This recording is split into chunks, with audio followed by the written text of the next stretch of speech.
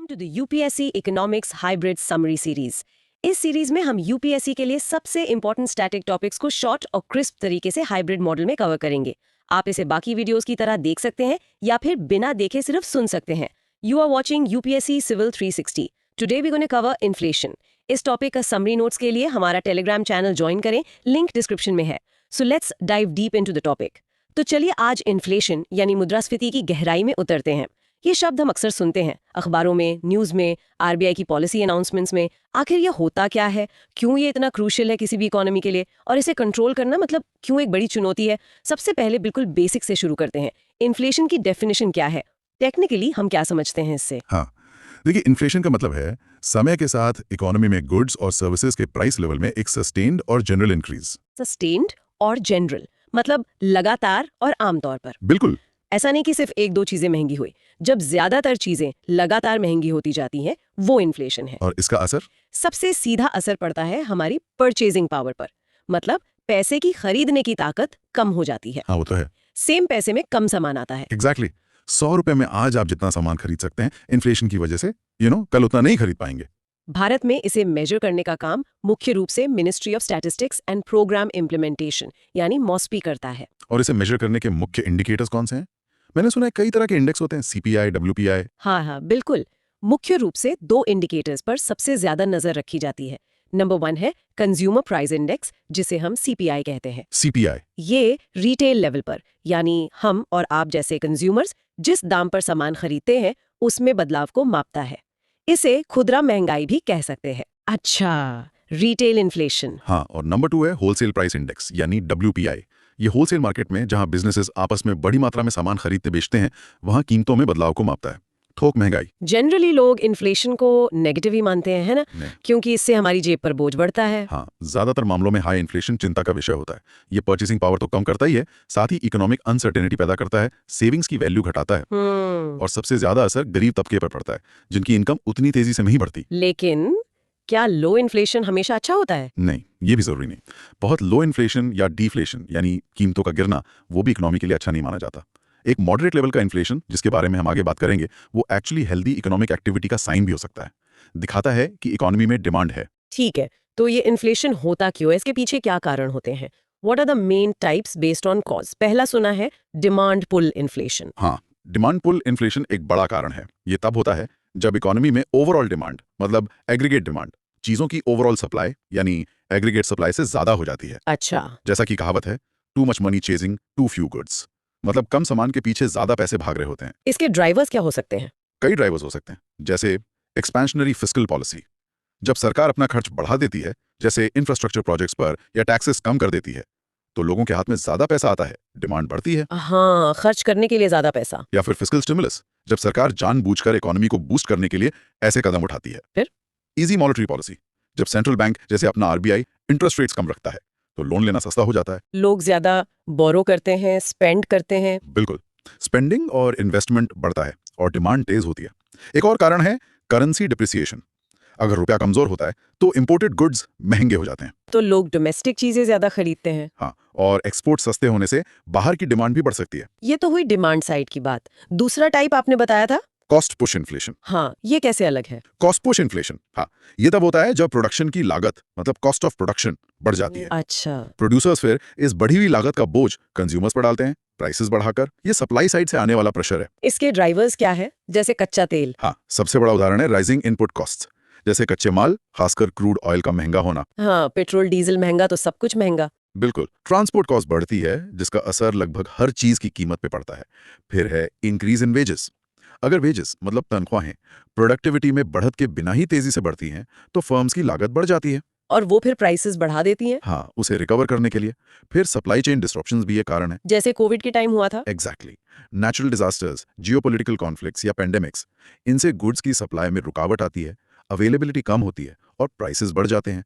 और भारत जैसे देश में स्ट्रक्चरल कंस्ट्रेंट्स भी अहम हैं। वो क्या होते हैं? जैसे एग्रीकल्चरल सप्लाई चेन में दिक्कतें, स्टोरेज की कमी, ट्रांसपोर्ट इंफ्रास्ट्रक्चर उतना अच्छा नहीं होना। इससे अक्सर फूड इन्फ्लेशन बढ़ जाती है, भले ही पैदावार अच्छी हुई हो। एक मॉनेटरी इन्फ्लेशन भी होता है।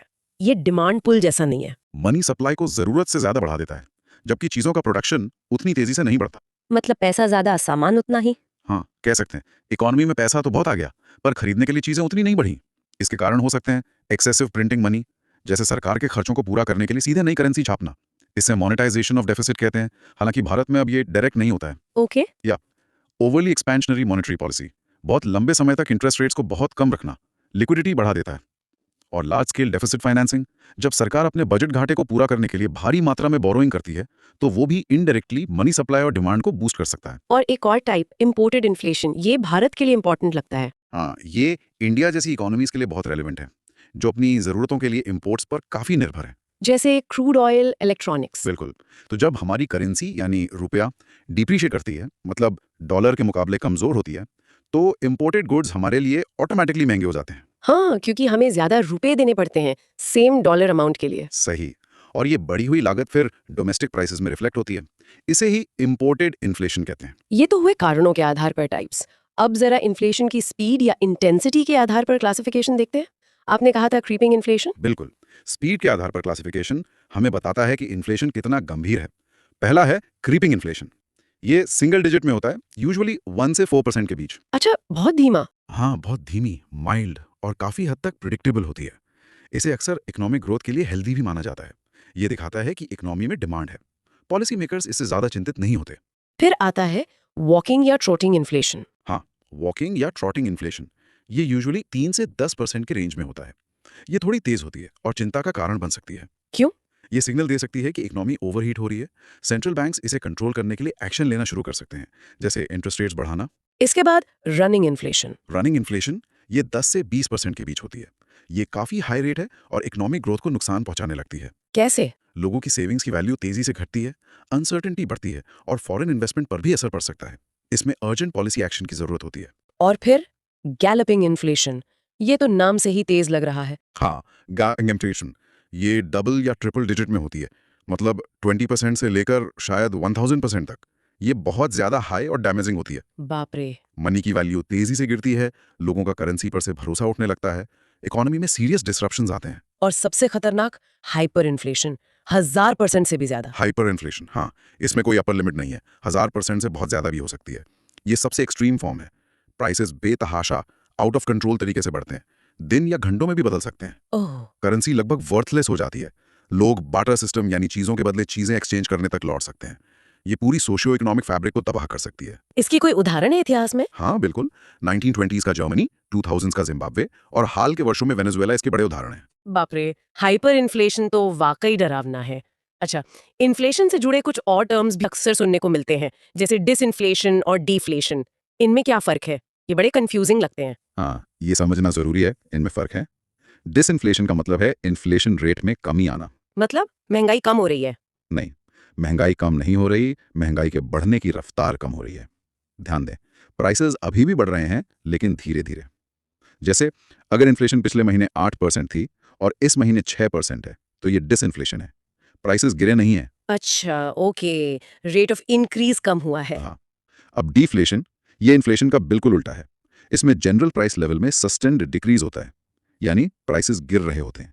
नेगेटिव इन्फ्लेशन कह सकते हैं। ये तो अच्छा होना चाहिए, चीजें सस्ती हो रही हैं। सुनने में अच्छा लगता है, पर इकोनॉमी के लिए खतरनाक हो सकता है। क्यों? क्योंकि जब लोगों को लगता है कि कीमतें और गिरेंगी, तो वो खरीदना टाल देते हैं। हाँ, कि बाद में और सस्ता मिलेगा। एग्जैक्टली। इससे डिमांड कम होती है, कंपनीज प्रोडक्शन घटा देती हैं, लोगों की नौकरियां जाती हैं, अनएम्प्लॉयमेंट बढ़ती है। ये एक विशेष साइकिल बन सकता है, जिसे डिफ्लेशनरी स्पाइरल कहते हैं। ये अक्सर मंदी यानी रिसेशन से जुड़ा होता है। और रिफ्लेशन, ये क्या है? रिफ्लेशन एक डेलिब्रेट पॉलिसी एक्शन है। जब इकोनॉमी स्लो डाउन या रिसेशन में होती है, तो सरकार या सेंट्रल बैंक जानबूझकर डिमांड बढ़ाने और प्राइसेस को वापस ऊपर लाने या डिफ्लेशन से निकालने की कोशिश करते हैं। कैसे? एक्सपेंशनरी फिस्कल पॉलिसी, जैसे टैक्स कट्स, सरकारी खर्च बढ़ाना, या मॉनेटरी पॉलिसी, जैसे इंटरेस्ट रेट्स कम करना। एम होता है इकोनॉमी को वापस ग्रोथ पैथ पर लाना। एक और टर्म है डिप्रेशन। ये रिसेशन से कैसे अलग है? हम ग्रेट डिप्रेशन सुनते हैं। डिप्रेशन एक बहुत ही सीवियर और लंबे समय तक चलने वाला इकोनॉमिक डाउनटर्न होता है, जो कई सालों तक खिल सकता है। इसमें extremely high unemployment, industrial production में भारी गिरावट और बहुत लो कंज्यूमर डिमांड होती है। मतलब रिसेशन का बहुत बड़ा और बुरा रूप। हाँ, कह सकते हैं। 1930s की ग्रेट डिप्रेशन इसका क्लासिक एग्जाम्पल है। रिसेशन तुलनात्मक रूप से छोटा और कम गंभीर होता है। एक टर्म है स्टैगफ्लेशन। ये सुनने में अजीब है, स्टैग्नेशन प्लस इन्फ्लेशन। ये क्या भला है? ये वाकई एक बहुत ट्रिकी और खतरनाक सिचुएशन है। स्टैगफ्लेशन में दो बुरी चीजें एक साथ होती हैं।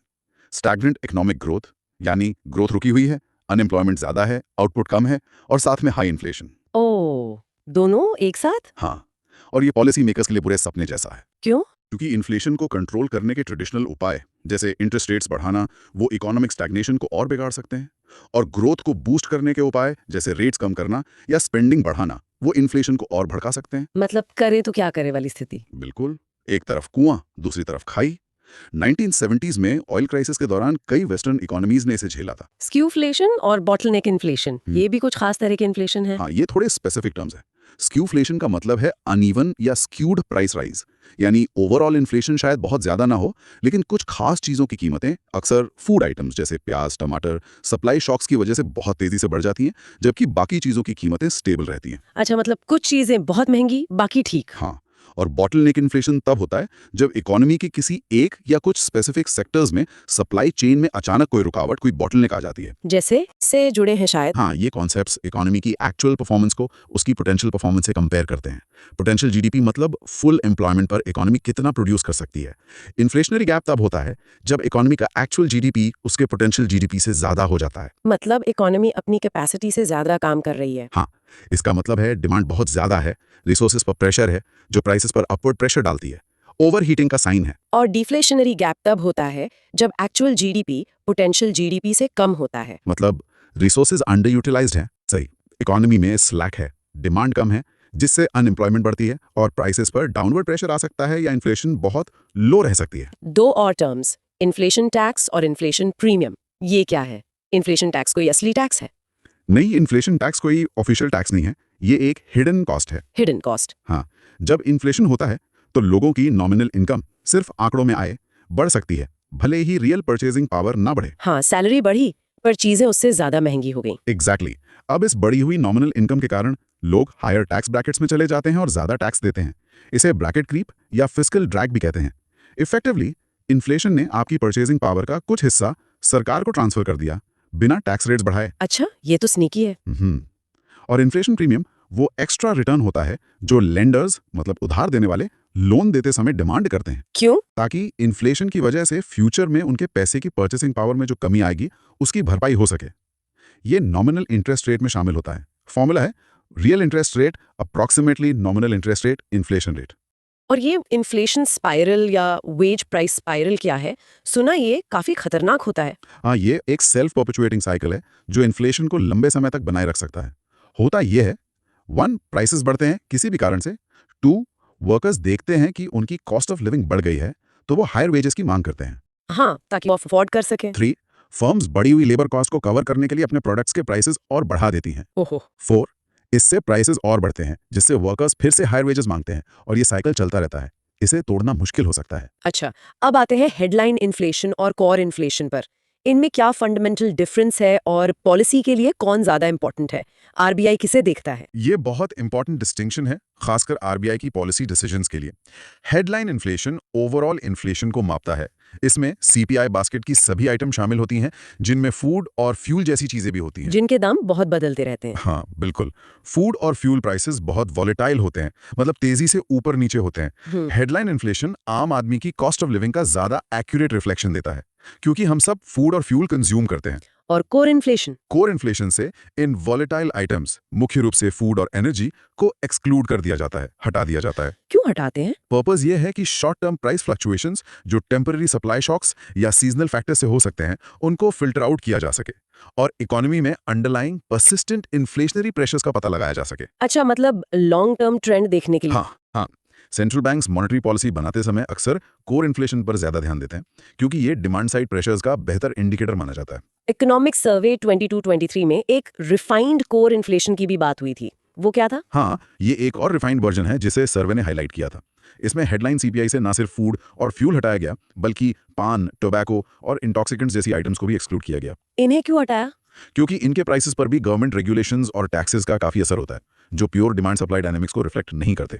एम था डिमांड ड्रिवन इन्फ्लेशन का और भी क्लियरर पिक्चर पाना। एक कोर इन्फ्लेशन भी सुना है, ये क्या है? ये कॉन्सेप्ट और भी ज्यादा स्ट्रिप डाउन मेजर को रेफर करता है, जहां कोर इन्फ्लेशन से ट्रांसपोर्ट और कम्युनिकेशन जैसे कुछ और वॉलेटाइल सेक्टर्स को भी हटाया जा सकता है। मतलब और भी चीजें निकाल दी। हाँ, ये बहुत ही स्पेसिफिक पॉलिसी एनालिसिस के लिए यूज होता है ताकि सबसे ज्यादा परसिस्टेंट लॉन्ग टर्म ट्रेंड को आइसोलेट किया जा सके। हालांकि डे टू डे डिस्कशंस में हेडलाइन और स्टैंडर्ड कोर इन्फ्लेशन ही ज्यादा रेलेवेंट है। अब एक classic economic concept Phillips curve, ये क्या बताता है इन्फ्लेशन और अनएम्प्लॉयमेंट के बारे में? फिलिप्स कर्व एक कह सकते हैं हिस्टोरिकल ऑब्जर्वेशन और इकोनॉमिक मॉडल है। ये शॉर्ट रन में इन्फ्लेशन और अनएम्प्लॉयमेंट के बीच एक इनवर्स रिलेशनशिप दिखाता है। इनवर्स रिलेशनशिप मतलब एक बढ़ेगा तो दूसरा घटेगा। हाँ, शॉर्ट रन में। सिंपल शब्दों में, जब अनएम्प्लॉयमेंट कम होती है यानी ज्यादा लोगों के पास जॉब्स हैं तो लेबर मार्केट टाइट होता है। वर्कर्स की बार्गेनिंग पावर बढ़ जाती है। बिल्कुल, वेजेस बढ़ते हैं, इससे प्रोडक्शन कॉस्ट्स बढ़ती हैं, कंज्यूमर स्पेंडिंग बढ़ती है और ये सब मिलकर हायर इन्फ्लेशन की तरफ ले जाता है। और जब अनएम्प्लॉयमेंट ज्यादा होती है डिमांड कम होती है और इन्फ्लेशन भी लोअर रहता है। तो इसका पॉलिसी इम्प्लीकेशन क्या हुआ? What does this mean for policy makers? Trade off है क्या? शॉर्ट रन में हाँ, ये सजेस्ट करता है कि पॉलिसी मेकर्स के सामने एक ट्रेड ऑफ हो सकता है। वे अनएम्प्लॉयमेंट को कम करने की कोशिश कर सकते हैं, लेकिन शायद उन्हें हायर इन्फ्लेशन की कीमत चुकानी पड़ेगी। या फिर इन्फ्लेशन कंट्रोल करने के लिए थोड़ी अनएम्प्लॉयमेंट झेलनी पड़ सकती है। हाँ, या वे इन्फ्लेशन को कंट्रोल करने के लिए इकोनॉमी को थोड़ा स्लो डाउन कर सकते हैं, जिससे अनएम्प्लॉयमेंट बढ़ सकती है। हालांकि ये ध्यान रखना क्रूशल है कि ये रिलेशनशिप लॉन्ग रन में स्टेबल नहीं मानी जाती। अच्छा, लॉन्ग रन में अलग है। हाँ, कई इकोनॉमिस्ट मानते हैं कि लॉन्ग रन में फिलिप्स कर्व वर्टिकल होता है नेचुरल रेट ऑफ अनएम्प्लॉयमेंट पर, जिसका मतलब है कि लॉन्ग रन में अनएम्प्लॉयमेंट रेट पर इन्फ्लेशन लेवल का कोई स्थायी असर नहीं होता। इसमें एक्सपेक्टेशंस का रोल भी बहुत इंपॉर्टेंट होता है। चलिए अब उन स्पेसिफिक इंडाइसेस पर वापस आते हैं जिनसे इन्फ्लेशन मापा जाता है। आपने सीपीआई और डब्ल्यूपीआई बताया। हाँ। एक जीडीपी डिफ्लेटर भी होता है, ये क्या है? हाँ, जीडीपी डिफ्लेटर इन्फ्लेशन का सबसे ब्रॉड मेजर है।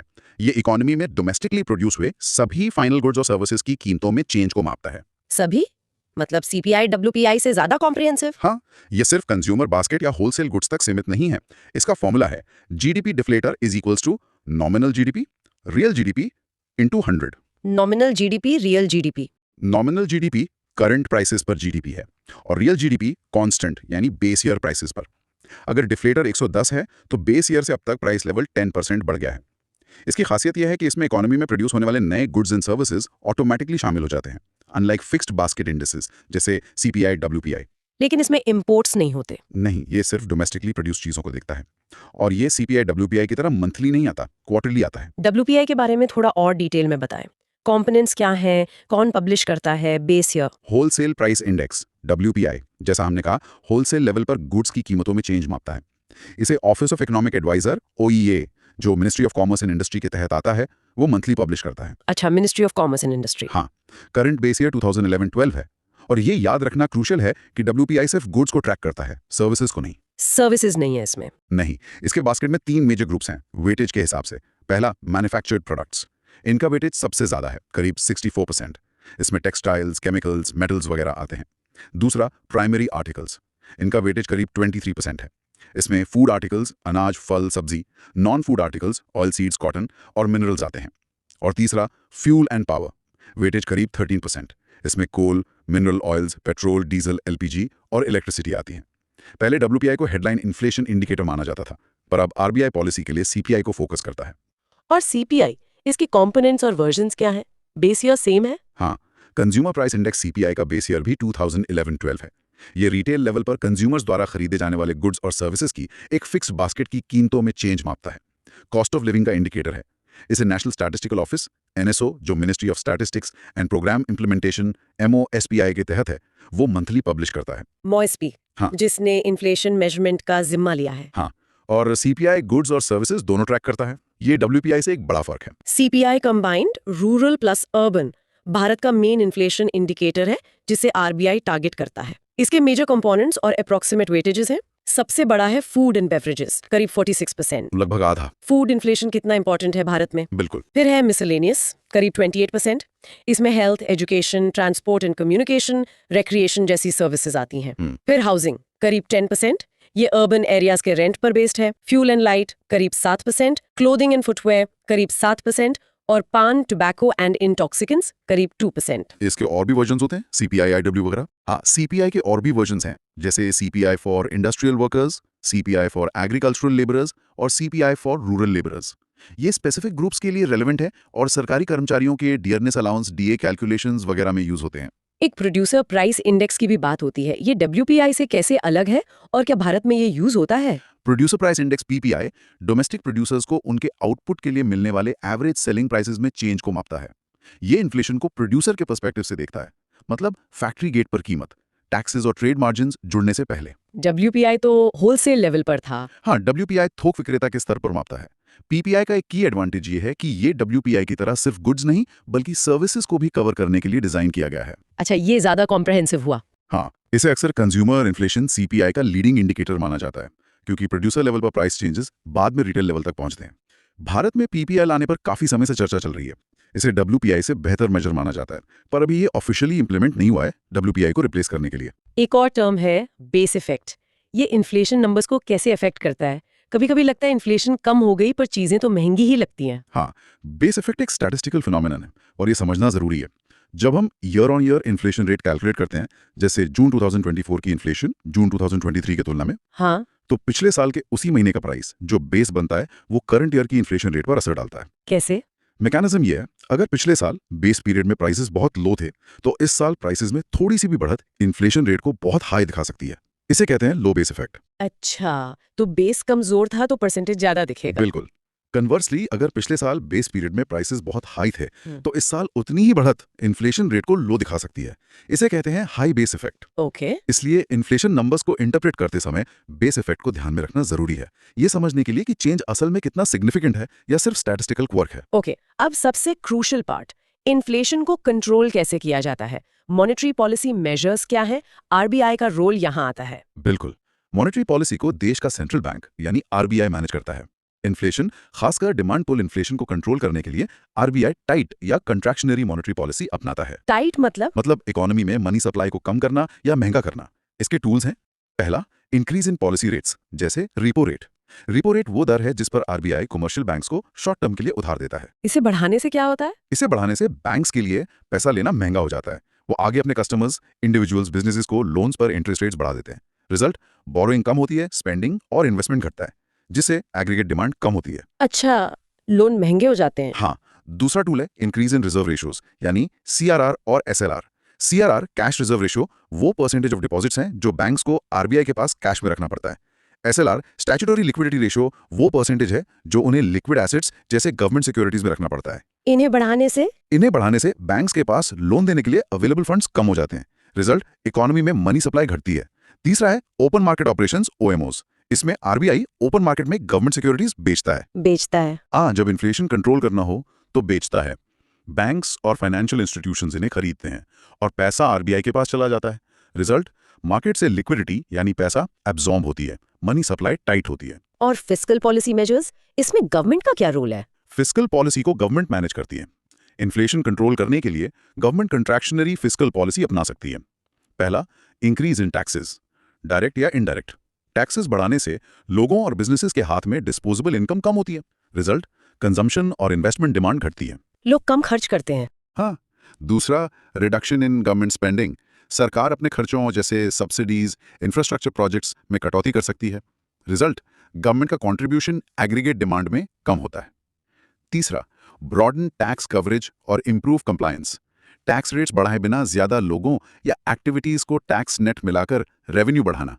इससे सरकार को इन्फ्लेशनरी फाइनेंसिंग जैसे डेफिसिट मोनेटाइजेशन का सहारा नहीं लेना पड़ता। मॉनेटरी और फिस्कल पॉलिसीज के अलावा क्या कुछ एडमिनिस्ट्रेटिव मेजर्स भी लिए जाते हैं, मतलब सीधे हस्तक्षेप? हाँ, सरकार कुछ डायरेक्ट एडमिनिस्ट्रेटिव स्टेप्स भी उठा सकती है, खासकर सप्लाई साइड शॉक्स या स्पेसिफिक कमोडिटीज की प्राइस राइज को हैंडल करने के लिए, जैसे प्राइस कंट्रोल्स और कैप्स।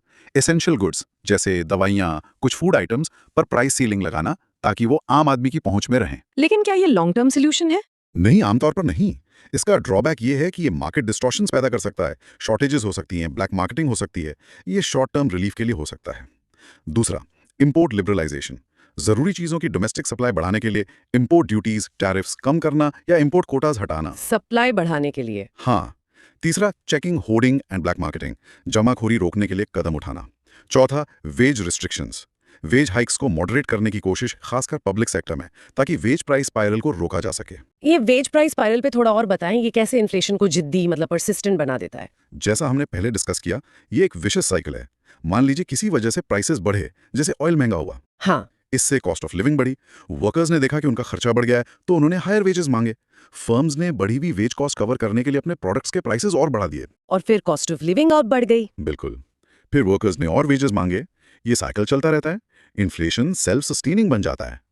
एक बार ये शुरू हो जाए तो इसे तोड़ना मुश्किल होता है, क्योंकि वर्कर्स अपनी रियल इनकम प्रोटेक्ट करना चाहते हैं और फर्म्स अपने प्रॉफिट मार्जिन्स। भारत में आरबीआई का स्पेसिफिक अप्रोच क्या है इन्फ्लेशन को मैनेज करने का? इन्फ्लेशन टारगेटिंग के बारे में सुना है, ये क्या है? हाँ, भारत ने 2016 में officially flexible inflation targeting FIT framework अपनाया है। फ्लेक्सिबल? हाँ, इसके तहत गवर्नमेंट ने आरबीआई को मैंडेट दिया है कि वो consumer price index CPI inflation को 4% पर रखें, जिसमें ±2% का टॉलरेंस बैंड है। मतलब 2% से 6% के बीच। एग्जैक्टली।